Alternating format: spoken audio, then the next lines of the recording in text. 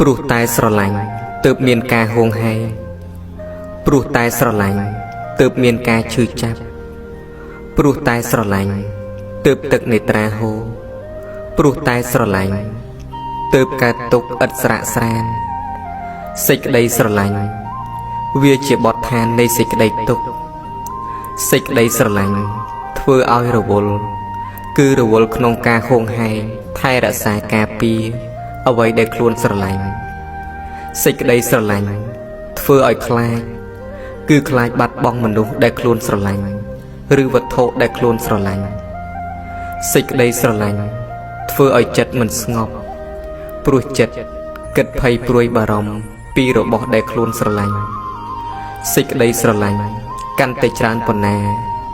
សេចក្តីទុក្ខក៏កាន់តែច្រើនប៉ុណ្ណោះដែរនៅពេលដែលរបស់ឬមនុស្សដែលកូនស្រឡាញ់បាត់បង់ទៅ